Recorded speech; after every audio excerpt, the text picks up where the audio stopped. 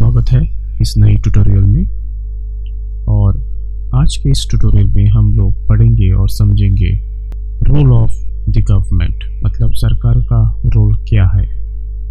तो फिर चलिए शुरू करते हैं। Role of the government. Well, every government has specific role and duties that it carries on a daily basis. Every day, government and state work to ensure peace and stability in their jurisdiction. And therefore, following are some of the most important functions or the role which the government has to perform. Now, when we talk about role of the government, we have to remember that every government, irrespective of what form of a government it may be or what type of a government it may be, they have certain specific role and duties which they have to perform, which they have to function every day on a daily basis. Every day, government and state have to work in such a way that ensure peace and stability in that society or in that country, and that is actually primary the role of any government for that matter. जब हम role of government के बारे में जानना चाहते हैं या फिर समझना चाहते हैं, तो हमें दो बातें पहले बहुत इम्पोर्टेंट समझनी है कि कौन सी भी सरकार हो, कैसी भी सरकार हो, उसके कुछ स्पेसिफिक रोल और ड्यूटीज़ होते हैं अपनी सोसाइटी के लिए, अपने स्टेट के लिए और अपने लोगों के लिए। और इसीलिए हर रोज़ वो सरकार या फिर वो स्टेट हमेशा एक कोशिश करती है कि उसके स्टेट में या फिर उसकी सोसाइटी में पीस रहे, शांति रहे और स्टेबिलिटी रहे, ताकि इसका जो फ़ायदा रहेगा वो पूरा स्टेट को जाएगा और उनके लोगों को जाएगा। और यही ध्यान में रखते हुए आगे मैंने कुछ इम्पोर्टेंट रोल या फिर फंक्शंस को आइडेंटिफाई किया है। वैसे ये बहुत छोटे पॉइंट्स हैं लेकिन बहुत इम्पोर्टेंट पॉइंट्स हैं। इसके अलावा भी सरकार बहुत से काम करती है, but the following points are most important points which will help us to understand exactly what is the role or functions of the government. So let us begin the important functions of government. First, protect the natural rights. Second, defend against external enemies. Third, managing economic conditions. Fourth, redistribution of income and resources. Fifth, provide public and utility goods.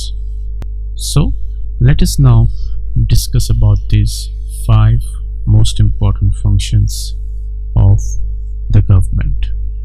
Let me take first, protect the natural rights.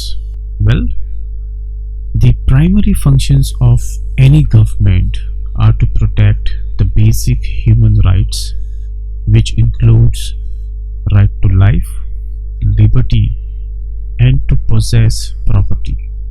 The idea of natural right is because every person deserves to enjoy these rights. It is assumed that people are born with these rights and that they shouldn't be taken away from them without their agreement. If the government takes any of these rights, you have the liberty to take your complaint to the court. So the very first primary functions of any government is to protect the natural rights. And what are those natural rights? These natural rights are the basic natural rights which basically include right to life, liberty, and to possess property. So these 3 rights are basic natural rights for any citizen which government must protect Right to life itself is one of the most basic fundamental rights. You cannot take someone's life without his or her permission. You cannot suppress it. Liberty is another such important natural rights which every man is born with. So no state can take it. In fact, state must protect it. Similarly, to possess property is another very important natural right. And therefore, the idea of these natural rights becomes very important because every person deserves to enjoy these rights. And therefore, moving on, it is assumed that everybody is born with these natural rights, and therefore it cannot be taken away by anybody. And even if the state does so, if state tries to take away your natural rights, then you have a right to fight back. You can go to the court and fight for your rights. And therefore, protection of these natural rights is the primary and foremost function of any government. Protection of natural जो rights है ये बहुत बहुत important है। और ये rights कौन से हैं? ये राइट है राइट टू लाइफ मतलब जीने का अधिकार, राइट टू लिबर्टी और प्रॉपर्टी प्रोसेस करने की। और ये जो राइट्स हैं ये आपको नेचुरली मिलते हैं, ये आपके बेसिक ह्यूमन राइट्स है। और हर एक सरकार का ये दायित्व बनता है कि इन राइट्स को वो बचाए, प्रोटेक्ट करे। जब हम नेचुरल राइट्स के बारे में बोलते हैं तब हमें ये भी समझना चाहिए कि हर एक इंसान के लिए ये राइट्स बहुत इम्पोर्टेंट है। और ऐसे कहते हैं कि जब इंसान पैदा होता है तो ये नेचुरल राइट्स वो जन्म से ही अपने साथ उसको मिलते हैं और कोई भी सरकार या फिर कोई भी इंस्टीट्यूशन इन राइट्स को दबा नहीं सकता, उनसे छीन नहीं सकता। अगर किसी ने भी कोशिश की ये राइट्स छीनने की या फिर स्टेट ने भी कभी कोशिश की ये राइट्स आपसे लेने की, तो आपका अधिकार है कि आप कोर्ट में जाएं और अपने राइट्स के लिए वहाँ पर रिक्वेस्ट करें। वहाँ पर आप लड़ सकते हैं और लड़ने के बाद आपके ये राइट्स आपको वापस दे दिए जाएंगे। अमूमन ये डेमोक्रेसी में ही होता है। You will not going to find such rights in countries where you have an authoritarian rule, totalitarian rule, or for that matter dictatorial form. So इसीलिए प्रोटेक्शन ऑफ नेचुरल राइट्स एक बहुत इम्पोर्टेंट ड्यूटी है, बहुत important function है, बहुत important role है किसी भी सरकार का। So this is all about protection of natural rights. Moving on to the point number 2, defend against external enemies. Well, wars across the nation has been a constant condition since the beginning of civilization. In fact, according to the federal laws and constitutions, the government has the responsibility to ensure peace within its borders. It should also keep external aggression at bay. So basically the second point highlights that every government must protect its people, its state and its country from external enemies. Now when we say external enemies, we are basically talking about the enemies which are around your state, who has a very bad intention about your state, and therefore wars across the nations has been a constant condition since the beginning of civilization. The wars are very often, and we have seen all around our civilizations that if something which has remained constant is wars, and therefore the magnanimity of wars have changed as we have moved in to the 21st century. And therefore, according to various federal laws and various constitutions, it is the government responsibility to ensure that there is a peace within its border. It should also remember to keep all the external aggression at the bay, and therefore government must have its own armed forces. Government must have its own mechanism to avoid wars, and even when wars are reality, war becomes inevitable, then the government must protect its people and its society. दूसरा जो बहुत important point है कि हर एक सरकार का दायित्व है, रिस्पॉन्सिबिलिटी है कि वो अपने लोगों को वॉर से बचाइए, अपने स्टेट को वॉर से प्रोटेक्ट करें। और ये प्रोटेक्शन इसीलिए है क्योंकि आज के तारीख में जो वॉर्स होते हैं, बैटल्स होते हैं, या फिर आप उसको कॉन्फ्लिक्ट कहिए, ये बहुत कांस्टेंट हो चुका है। हमारे आसपास अगल बगल में अगर आप देखेंगे तो आज भी बहुत कॉन्फ्लिक्ट बिल्डअप हो रहे हैं। दुनिया आज भी झगड़ रही है किसी न किसी कोने में, और कहीं ना कहीं पर आज युद्ध लड़े जा रहे हैं। और इसीलिए हर एक सरकार का ये रिस्पॉन्सिबिलिटी है that they must ensure peace. हमेशा सरकार को एक कोशिश करनी चाहिए कि शांति बनी रहे, और शांति को स्थापित करने के लिए जो भी मैकेनिज़्म चाहिए वो इस्तेमाल करे, ताकि विद इन द कंट्री एक पीस, स्टेबिलिटी रहे, और कोई भी एक्सटर्नल एग्रेशन अगर आता है तो उसको कंट्रोल में करे, उसको वहीं तक सीमित रखे और लोगों को उस कॉन्फ्लिक्ट से बचाए। And this is a most second very important point as far as the functions of government is concerned, that government must protect its nation, its state, its people from any sort of external aggression. Moving on to the point number 3, we have managing economic conditions. Well, the modern government has a duty to fight poverty and improve the quality of life of its citizens. Now, in order to achieve this, the government must create a conducive environment for material prosperity and economic growth. Very simple and very easy to understand that the third most important function or a role of any government is to manage the economic condition in its society or in its state. And therefore, in today's century, in modern time, and especially the modern government has this duty that it must fight against the poverty, try and eliminate poverty by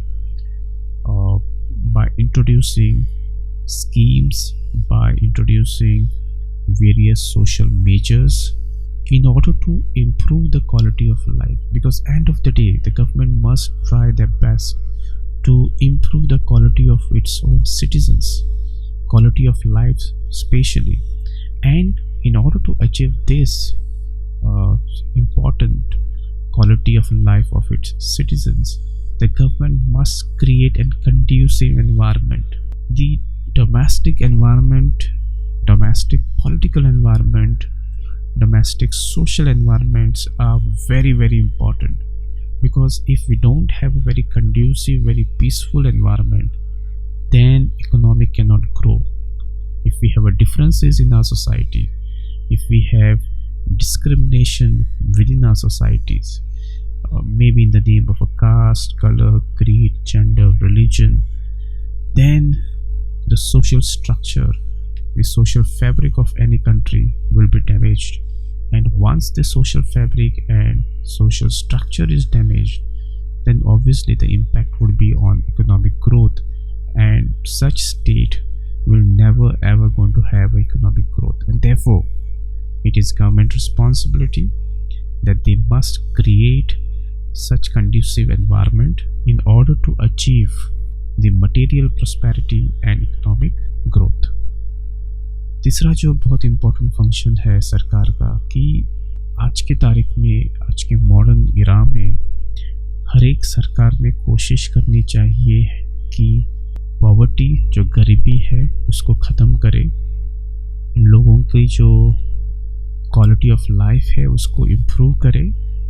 और अगर ये सब कुछ ख़त्म करना है और improve करना है तो सरकार को एक अच्छा कंड्यूसिव एनवायरनमेंट तैयार करना पड़ेगा अपनी सोसाइटी में, अपने स्टेट में। और जब हम कंड्यूसिव एनवायरनमेंट के बारे में बोलते हैं तो यही है चीज़ की एक शांति बनी रहनी चाहिए अपनी सोसाइटी में, अपने स्टेट में। कोई भी दरार नहीं होनी चाहिए और लोगों को डिस्क्रिमिनेट नहीं करना चाहिए और एक अच्छा सोशल स्ट्रक्चर बनाने की कोशिश करनी चाहिए। क्योंकि अगर पीस रहेगा, एक स्टेबिलिटी रहेगा, तभी लोग इकोनॉमिक ग्रोथ को समझ पाएंगे, तभी इन्वेस्टमेंट आएगा, तभी जॉब्स क्रिएट हो सकते हैं, तभी डिस्ट्रीब्यूशन ऑफ इनकम भी हो सकता है। और अगर कोई भी सरकार सोशल फैब्रिक को बर्बाद करना चाहती है, उसको तोड़ना चाहती है, तो इसका जो इम्पैक्ट रहेगा वो डायरेक्टली हमारे इकोनॉमिक ग्रोथ के ऊपर रहेगा। और इसीलिए हर एक सरकार ने कोशिश करनी चाहिए और उसकी ड्यूटी है कि अंतर्गत जो इश्यूज़ है, इंटरनल जो इश्यूज़ है, उसको समझे और एक कंड्यूसिव एनवायरनमेंट तैयार करे ताकि इन्वेस्टमेंट देश में आए, ताकि लोग अपना काम शांति से विदाउट एनी इंटरफेरेंस करें। और इसका जो फ़ायदा रहेगा वो ऑब्वियसली स्टेट के लिए रहेगा, क्योंकि इकोनॉमिक ग्रोथ बढ़ेगी, मटेरियल प्रॉस्पेरिटी भी बढ़ेगी। और ये जो है ये बहुत इम्पोर्टेंट रोल है किसी भी सरकार का, specially in a democratic setup. Next we have is redistribution of income and resources. Well, government should ensure economic pie grows larger to redistribute fruits of prosperity. The government does this by taxing wealthier people and transferring the income to different categories of people who are in need of these services. Therefore, the modern government can be characterized as a welfare state, and thus, further, the wealthier government subsidize food, housing, pension, and health care to the poor. So, what we need to understand here that the government must try to ensure that the economic growth continues, and once the economic pie grows in a larger extent, government can redistribute the benefit of this economic pie or redistribute the fruits of prosperity among its people. And how does government do this? It's very obvious that government impose heavy taxes on the wealthier people and transfer that income and redistribute it among different categories of people and provide them those services. And therefore, in modern time, we always say that state or a government has become a welfare state, and it is the most important part and the responsibility of the state that once you achieve certain targets, once you achieve certain wealth, then that wealth has to be redistributed among the people in various forms of services. Example, there can be subsidies on food, in housing, pensions, and healthcare, especially for the poor. And if government does this, it will bring some form of stability, peace, and prosperity within the state. And that is another most important function of the government, that government must redistribute the income and resources among its population and the citizens. चौथा जो बहुत important point है, functions है सरकार का, कि सरकार ने हमेशा कोशिश करनी चाहिए कि जब भी इकोनॉमिक ग्रोथ होती है, जब भी सरकार के पास बड़ा धन आता है या फिर इकोनॉमिक ग्रोथ बढ़ती है, तो सरकार ने कोशिश करनी चाहिए कि वो जो इकोनॉमिक ग्रोथ है वो जो फ़ायदा सरकार को मिला है वो हर एक सिटीज़न के बीच में इक्वली डिस्ट्रीब्यूट होना बहुत इम्पोर्टेंट है। और ये डिस्ट्रीब्यूशन कैसे करते हैं सरकार? वेरी ऑब्वियस कि जो बड़े बड़े उद्योगपति होते हैं उनको टैक्स भरना पड़ता है, और उसी टैक्स के, और जब वो टैक्स पे करते हैं तब वो एक कॉर्पस तैयार होता है सरकार के पास, और यही टैक्स जो लोगों ने पे किया है वो बाद में सरकार रीडिस्ट्रीब्यूट करती है in form of various policies and various schemes, such as सरकार खाने के ऊपर सब्सिडीज दे सकती है गरीब लोगों को, हाउसिंग प्रोवाइड कर सकती है, पेंशन दे सकती है और हेल्थ केयर भी दे सकती है, और बहुत सी चीज़ें हैं, लेकिन ये 2-4 चीज़ें बहुत इम्पोर्टेंट है। और ये दायित्व है हर एक सरकार का, ये फंक्शन है ताकि वो सरकार एक वेलफेयर स्टेट बने और जो इनकम है देश का वो सारे लोगों में एक समान रीडिस्ट्रीब्यूट करे, और यही सरकार की बहुत इम्पोर्टेंट ड्यूटी है ताकि हर एक इंसान जिसके पास कोई भी चीज़ नहीं है, वो अगर गरीब है तो उसको भी मिनिमम जो फैसिलिटीज़ है सरकार की वो मुहैया करे। And therefore, this is the fourth most important function of the government, that it must redistribute the income and resources among the people and call itself a welfare state. And the last very important function of the state of the government is that it must provide public or utility goods. Well, among the many functions of the government is to provide public goods. In most cases, these are services that the private sector cannot provide, or they can provide in an unfair or inefficient manner.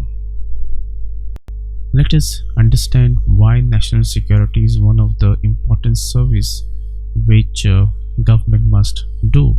For example, can the private market offer security services? Yes, the government can outsource military security. The government and the wealthier individual can hire private mercenaries to protect them. In fact, according to historical data, relying on mercenaries to protect population is a risky affair. Without federal statutes to govern their operations, these mercenaries can turn on the government that hire them. In the end, the mercenaries can injure or harm the very people they are supposed to protect. And therefore, because of this, responsible government develops state legislation to monopolize national security. So when we talk about the public or utility goods, there are certain things which only government can do. Yes, there are certain things which even today in 21st century private sector is offering us. But example like national security, no private sector can offer us national security. National security is something which government has a stake in it, and government cannot compromise on national security. And therefore we have taken the example like, can security be provided by private sector? Yes, government can outsource them, but when government outsource this concept of national security to private body, then you are relying on mercenaries. Now these mercenaries doesn't act or fall within the state government rule or the legislation. They are not within the statute of the parliament, and therefore there are always chances that these mercenaries whom you have appointed to protect the people may even bounce back and work against the government, because this mercenary works for money. If somebody pays them more, they will do according to their own understanding, and they will not have any binding force when it comes to the state law. And therefore national security cannot be compromised, cannot be given in the public, cannot be given in the private hand. It has to be controlled by the government, because once you have your own army, once you have your own institution, they are bound by certain statute, certain rules and regulation, and they are the one who works on the taxpayers' money, and therefore national security is another most important duty or a function of the government. जब हम national security की बात करते हैं तो national security एक ऐसी चीज़ है जो सिर्फ एक सरकार दे सकती है, सरकार कंट्रोल कर सकती है, ये किसी प्राइवेट सेक्टर के हाथ में नहीं दे सकती है। जैसे हमने यहाँ पर देखा अभी एग्जाम्पल में कि अगर आप नेशनल सिक्योरिटी किसी प्राइवेट बॉडी के हाथ में दे देंगे तो उनके ऊपर सरकार का कुछ कंट्रोल नहीं रहेगा। और हिस्टोरिकली हमने देखा है कि जब भी मर्सनरीज को सरकार ने तवज्जो दिया है, इम्पोर्टेंस दिया है नेशनल सिक्योरिटी के लिए, तो यही मर्सनरीज वापस सरकार के ऊपर हावी हो चुके हैं। और इसीलिए नेशनल सिक्योरिटी जैसी चीज़ कभी भी प्राइवेट के हाथ में नहीं देनी चाहिए, ये हमेशा सरकार के पास ही रहनी चाहिए और ये सरकार का मोस्ट इम्पॉर्टेंट रिस्पॉन्सिबिलिटी है। सो these are some of the most important functions of the government. So I hope you have understood this basic functions, role या फिर duties of the government. I will see you soon in next tutorial. Till then, take care.